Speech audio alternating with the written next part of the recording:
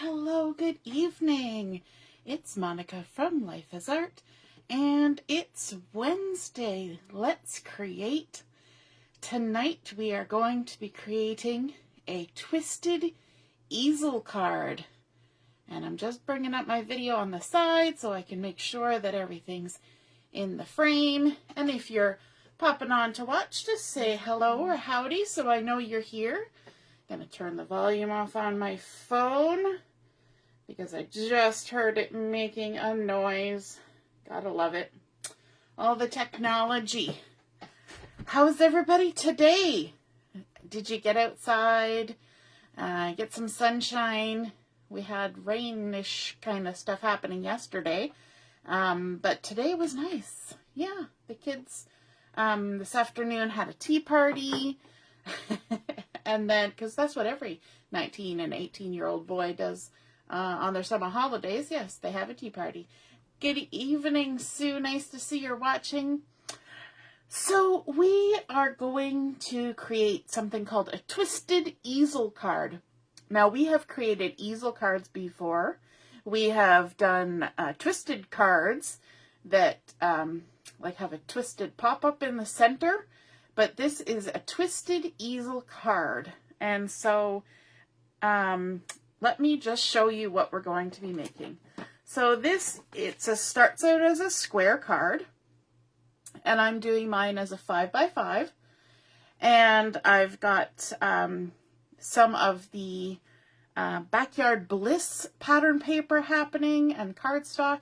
And then I've got the On the Farm stamp set, because this was my number one, had to get it first thing in my cart with the new catalog stamp set. And so I've waited a whole, how many days are we now into July before I started bombarding you with cute little animals. And so we're going to be working on this. So we're also going to be doing a masking technique on this so you can see how that happens. But let me show you how the card opens and why it's called a Twisted Easel card. So an easel card pops up and has something that holds it up. So this one, it's called Twisted because it twists off to the side like this. And then now if I stand it up, you're going to see it from the top view. But you can see what's happening. And from my view, it looks like this. And so that's how you make a Twisted Easel card. It is super, super simple.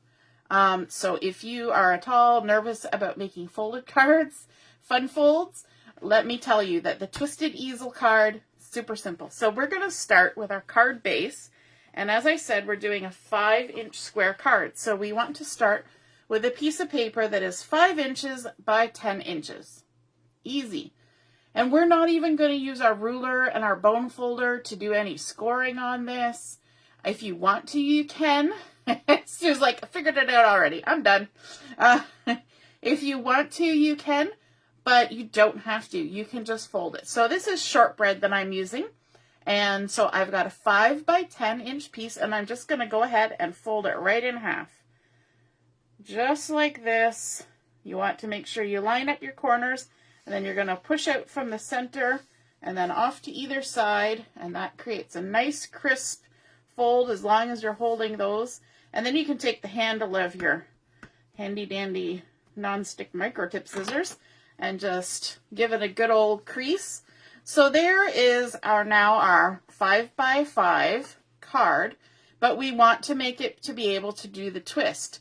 So to do that, you want to look at it with your fold to the left and your opening to the right. And we want to create a crease that goes from this top right to the bottom left at the center crease. So then when we open this up, we're still going from this top point that was at the top right, and we're going down to this one at the crease. So we need to take this whole lower left side and we're going to fold it up so that it lines up with our top edge, lines up with our center crease. Make sure we come down to our point. And you want to check all your points before you squish it down, okay? So once you have that one lined up really well, hold it good and firm, and you're going to push out to the middle and then out to the sides from that middle point. And then you can take your bone folder or the handle of your scissors and just crease that down good. Just like that. And that creates the front for our card that's going to stand up. So is that how you figured it out, Sue? Super, super simple. This is not a hard card.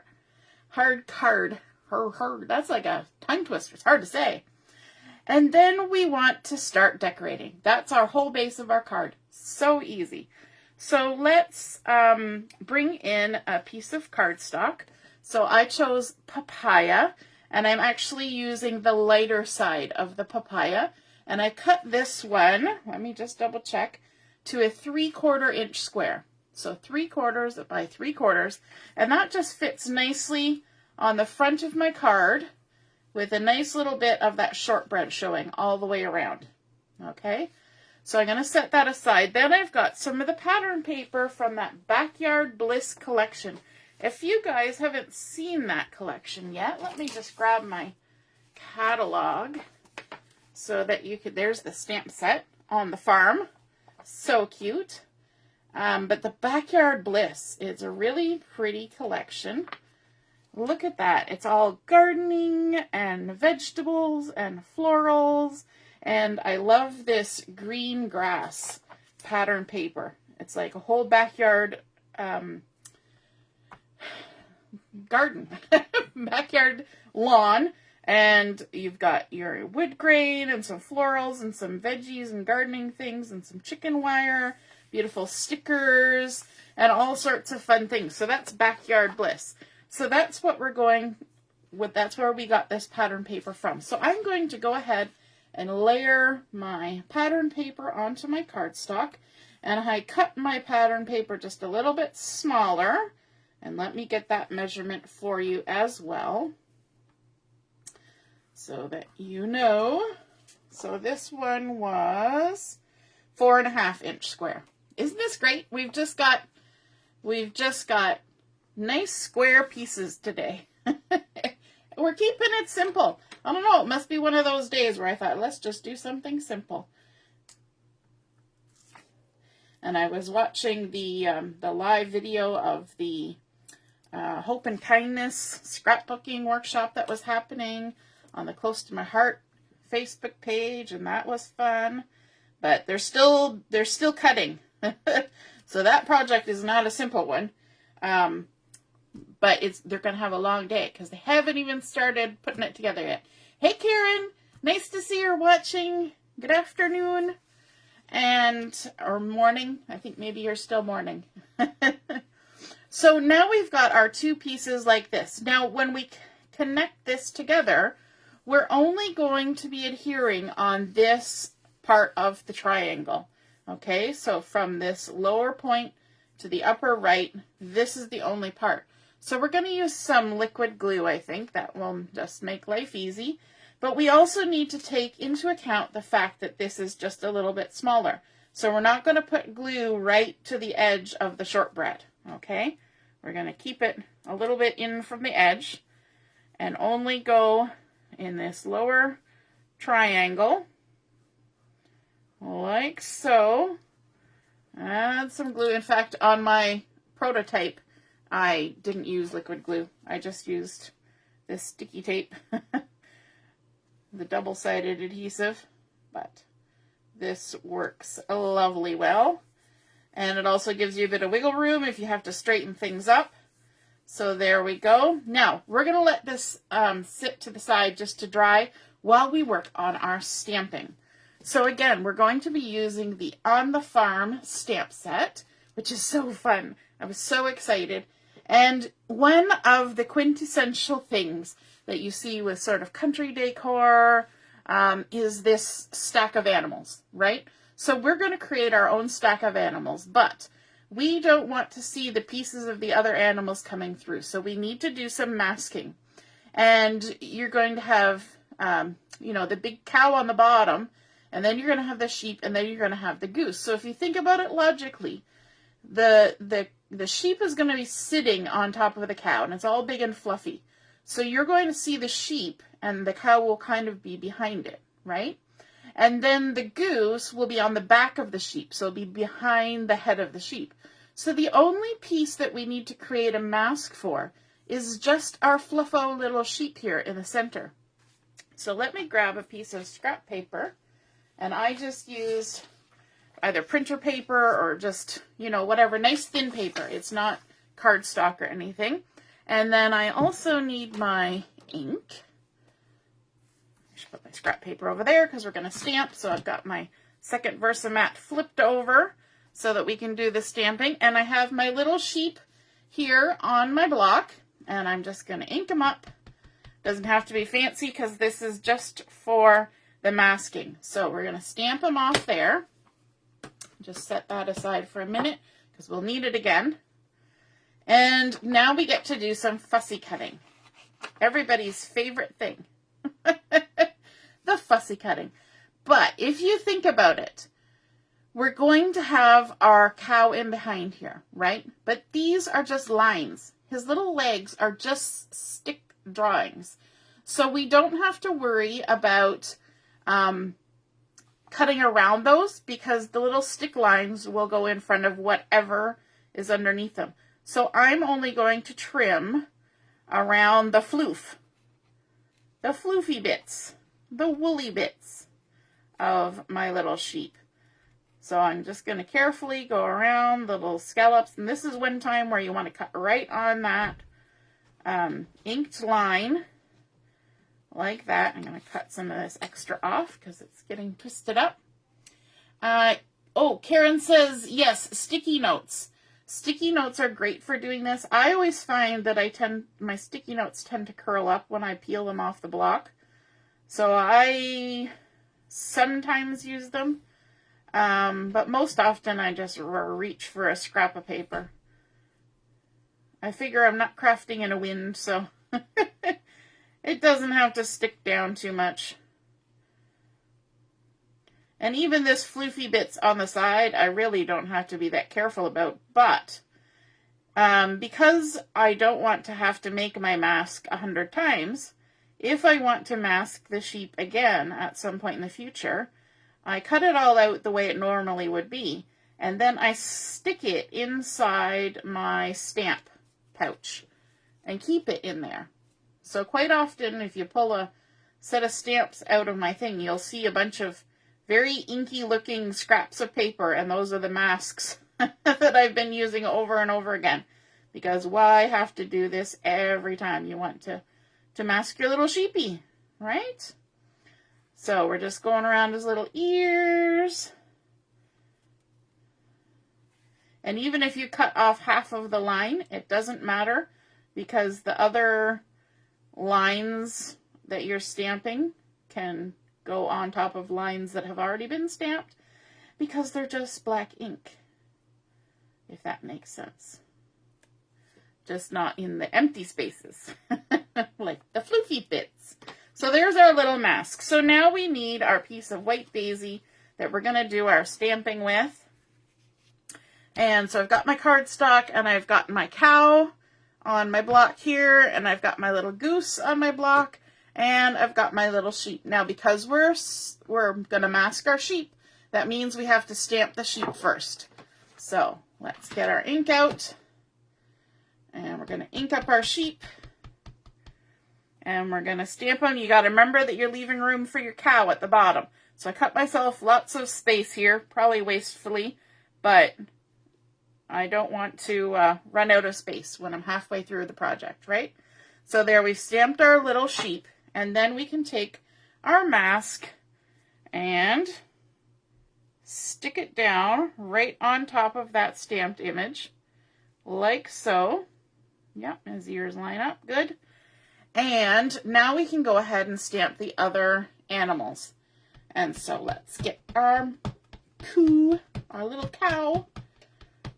Now, I had Jersey cows on our farm, or my family had Jersey cows. The other thing to think about is that you want your little floofy guy to be sitting down on the cow, right? Because the floof is going to kind of, as he sits on the cow. So you don't want him hovering with like little curls of floof with spaces in between. He's squished down right on the cow, right? So you want to make sure that you get your cow up high enough and avoid covering up his ear too much. And then just stamp him on there. And now it's going to look weird because we have our mask there. When we take the mask away, you can see that the fluffy bits are nice and down on his back. Okay. And his tail gets a little bit hidden, but that's okay. And then we can go ahead and put the mask right back on.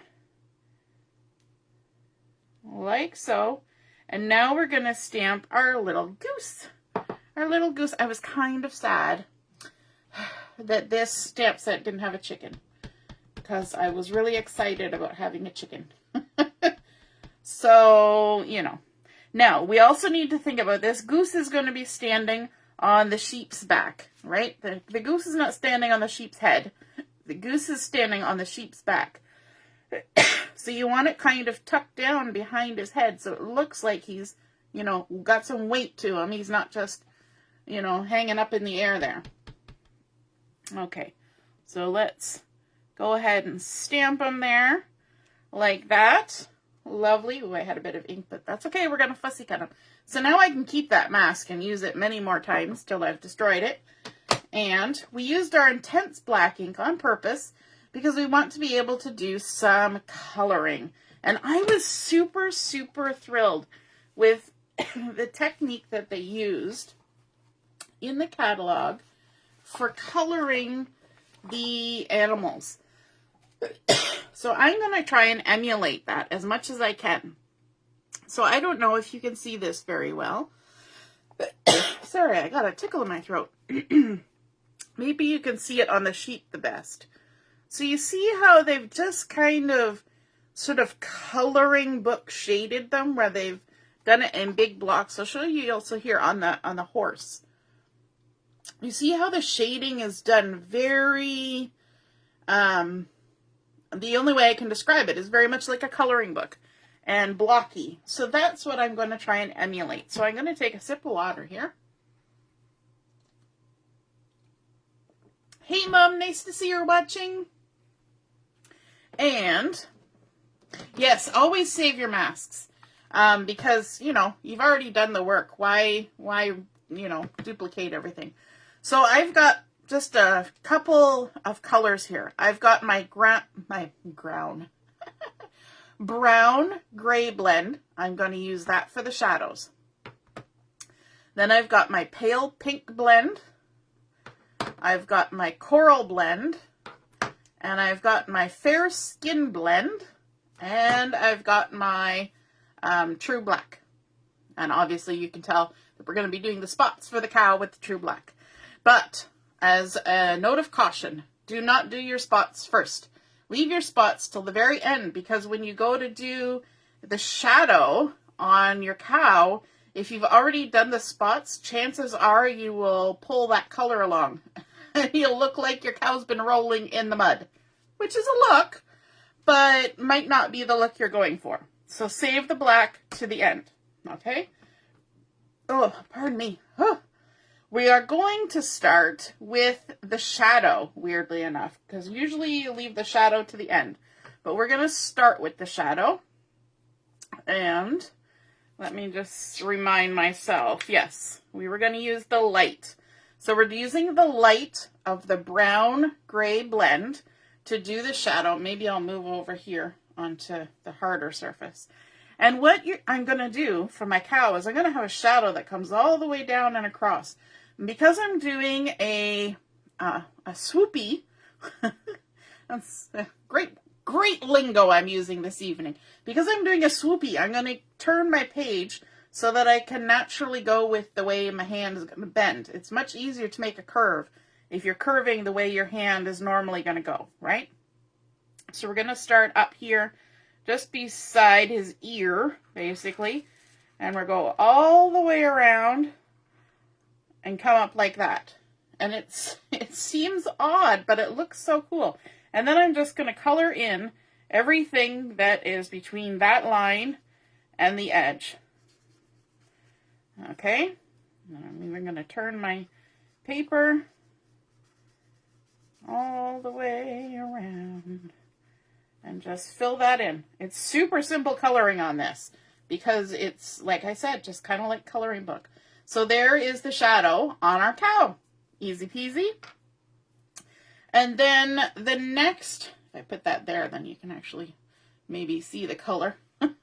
Then the next one is the sheep. And we're going to do the same thing. We're going to kind of make a little circular thing happening here. So again, I'm going to turn it. And I'm going to do that. And then fill everything in below that line. I think this is such an easy, fun way because of the nature of these images where they look very, you know, stick figure-y. This kind of shading really works well. And then we're going to do the same thing for our goose. We're going to kind of make a line that goes around like that. And we'll fill in everything that's under the line.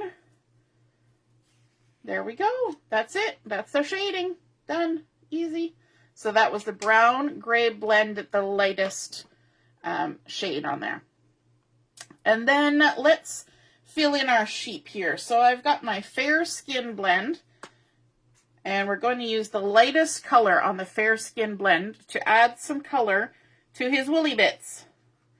All the little fluffy bits. Now I'm not going to go over where I did the shadow. I'm just going to do above the shadow and all the way around his face there. And in fact, I'm not even coloring his face. I'm going to leave his face just the white daisy color, but I will color his ears and his little floof on top and his other ear. Just like that. That's all.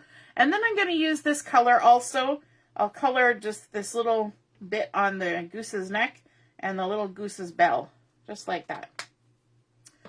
And then I want to grab my pale pink blend. The pale pink blend. And I think, do I want that one? Yes, I want the medium color of the pale pink blend. And I'm just going to do the little triangle of the sheep's nose. Just like that.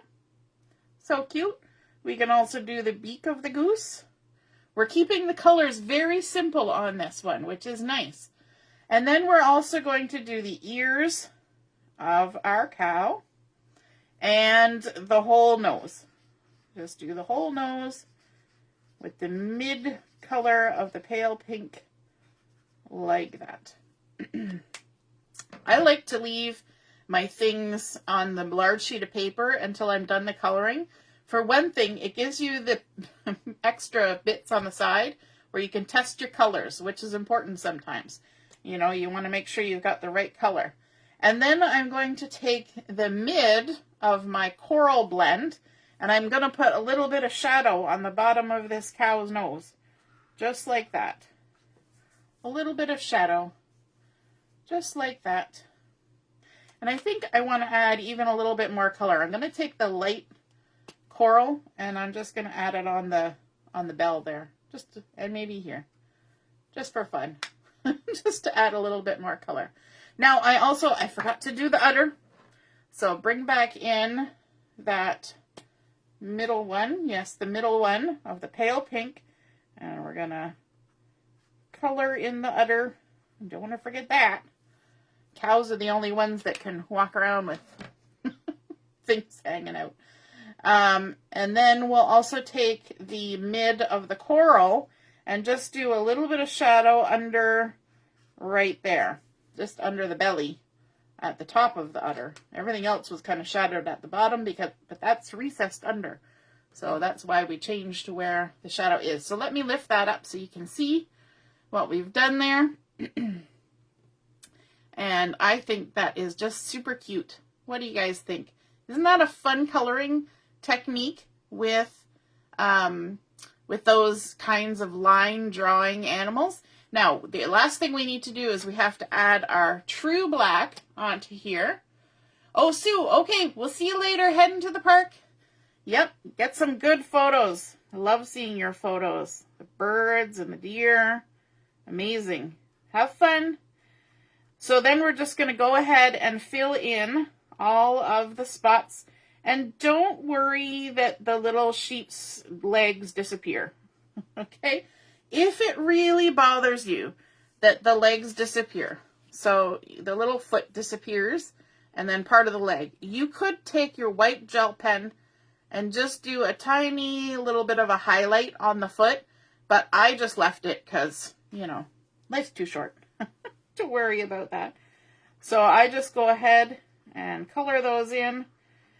And as you can see, this one is down into the shadow. So if we had done the black first, I have a good suspicion that we would have streaked black across our little cow's belly trying to fill in the shadow.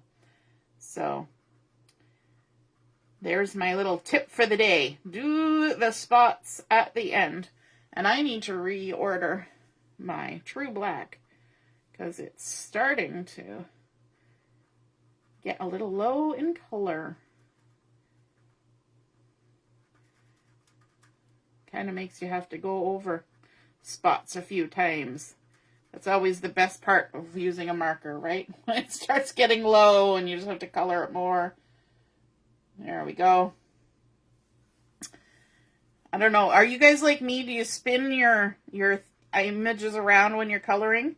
I always find I do. I spin it around so that it's in the most comfortable angle for whatever part I'm coloring. It's probably not great on camera for me to be constantly moving the image around, but it'll get there.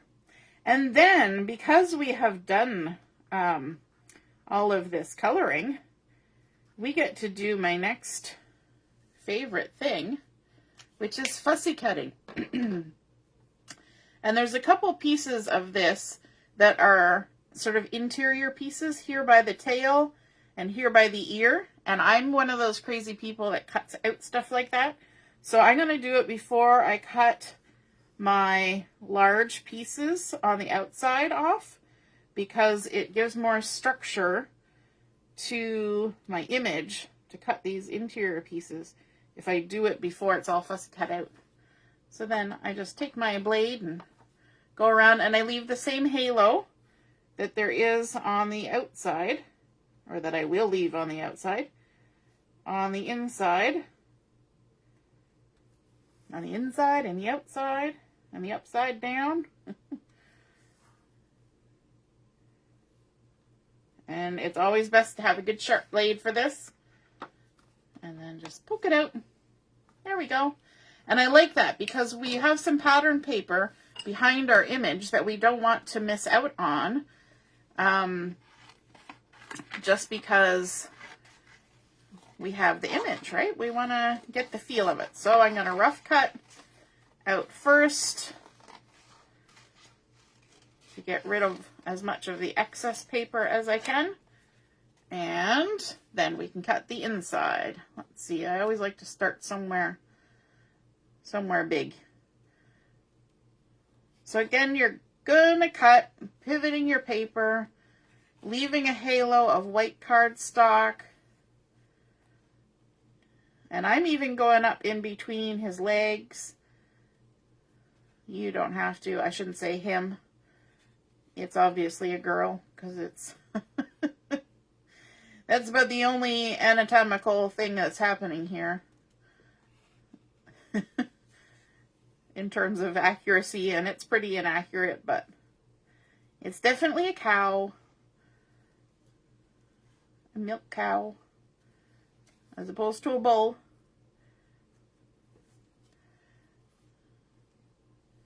So you can see I pivot my paper crazy all over the place, because it's so much easier than moving your scissors, and you get such a smoother line when you pivot. I'm going to cut that excess off.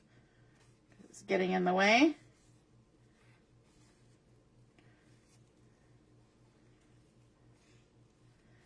And you just go all the way around. This is one time where die cuts would not really help you, because we stacked them up and overlapped them. The only thing you could do would be to try to piece together thin cuts, but this stamp set, does it have thin cuts? Oh, it might, actually. I was about to say it doesn't have thin cuts, but that's okay. But I think it probably does. But I just bought it without the thin cuts because I like to fussy cut. So I was busy in my craft room today. I was getting the design team kits ready for July. So for those of you who are on the design team, like Sue and my mom and Deborah and somebody else that is now escaping me. Your design team kits are all ready to go in the mail. Yay! Okay, so now that we've done that, we've got our card base. I'm going to use some thin 3D foam dots to attach this to my card base because they're nice and small. Let's just stack them up here. So here are what the thin 3D foam dots look like. And it's kind of nice because I can just pick them up. I used to use my piercing tool and just scoop them up. And then I can place them exactly where I want them. And they're even small enough that they fit inside the goose's head. So I thought this would just be a perfect time to use those. And even down on the outer. I'm not going to bother with foam tape on the legs. I figure they'll just kind of float around however they do. There we go. And one more for good measure. Like that. And then we can take the backing off. I got my nails done this afternoon while I was doing other things. Watching the Close to My Heart scrapbooking pages come together. So instead of having two kinds of green, I've now got blue, and this one's called Flawless. And I thought it kind of had that sort of sandy color because I made it look kind of beachy on my thumbs. I got the waves coming in, and I don't know if you can see, but there's little starfish on the sand. So yeah, going thematic for our crop that's coming up. The summer vacation road trip. You always got to end up at the beach at some point when you're on a summer vacation road trip. So there we go. We've got our front done. Now, of course, you can add as much or as little as you want to that. I'm keeping it simple. And then we need to decorate the inside a bit. And we also need to create something to hold this. So what I'm using is a piece of the Sage cardstock. And I cut it on the light side again, just like the light papaya. And I cut this to 2 inches by 5. But because we're putting it on the inside and we have a crease here, I set it to 5 and then I backed it off just a hair. So if you actually look and I fold this, there's still a little bit of the shortbread that's visible. And that just makes it so that the card will fold so nice. If you cut it to exactly 5, you will probably end up having to trim a little bit off the edge because it doesn't sit in where the crease is, right? So that is 2 inches by just a hair less than 5. And it's the light side of the Sage that I've used. And then I also wanted to add a little bit of color on the inside. And I wanted to pull in some of the colors from the front. So I decided zip strips the way to go. And there's such a fun zip strip. And it was the one, I'm pretty sure, it was the one that came off of the pattern paper I used, the grassy field or lawn. And so it's this fun. It's kind of like little watercolor stripes. So that's what I'm going to be using to add a little bit of color to the inside. And this creates a nice little spot where you can write your message or stamp a sentiment. But then you also have all this area that you can write sort of a private message that won't be on display, because this is a nice card to be on display. And we'll just line that up there like that. So this was, again, it's a zip strip, so it's 1/2 inch wide. And I cut it just a hair less than 5. So it lines up on this side, but again, there's a little bit of a gap at the end. And then to create my holder, I decided to bring in the Backyard Bliss die cuts. So there's these really fun, and it's paperboard, so it's not wood grain, but it's made to look like wood grain. It's printed with a wood grain on the front, so it's very low profile, pieces that look like wood grain. So I just grabbed one of the little flowers here because I thought, you know, we got animals out in the field. We might as well have a little flower. And then just take another one of these little thin 3D foam dots and add that there. And then you can just decide how steep of an incline you want for your card. So you take it and open it up and just decide where you think it looks most natural. And then you can add your little flower kind of along the zip strip. And because it's got that little bit of foam, it lifts it up so it's got something to nudge up against it. You could take a little bit of liquid pearls. Liquid pearls. I've got the black onyx liquid pearl. You could put that in the center. Or, ooh, this might look pretty. The rose gold liquid pearls. Maybe we'll do that. I just won't be able to close it when I do. So we could take a little bit of that and stick it in the center of our flower. Let me just kind of squeeze it off onto the side first. There we go. Put a little bit of liquid pearl just like that. Isn't that pretty? You could even add liquid pearls on the front to create, you know, little dots in the field. How cute would that be? Some little flowery bits. So there we go. That is our completed Twisted Easel card. This one I'll set aside because it's drying now for a little while with the liquid pearl in the center. You could put a little glitter gem there if you wanted, or just leave it plain. And so there. What a fun, easy card that was. I hope you guys enjoyed that. I hope you guys love this On the Farm stamp set as much as I do. I think it's just so sweet. And you are probably going to see me using it plenty more in the next little while. It will be one that I come back to a lot, I am sure. All right.